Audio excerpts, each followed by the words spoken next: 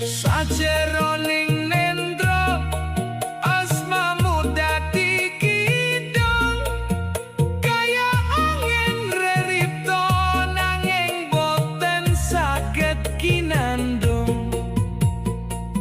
Kula pasrah, kula sumarah dumateng kersaning Gusti. Tresno iki dadi sajarah esemu, sasmita luhur nembus kalbu. Esem semar gugah rasa sing wis dadi awu,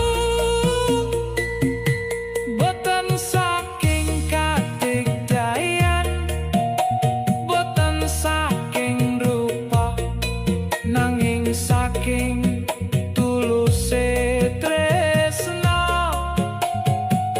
sing dadi pepadang dunya.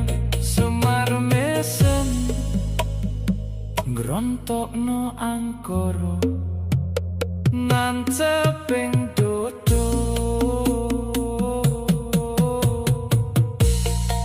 Niat ingsun amatek aji, si Semar mesem kang dadi pengasihan jati. Tanpa syarat, tanpa pamrih, teka welas, teka asih, saking kersaning Gusti.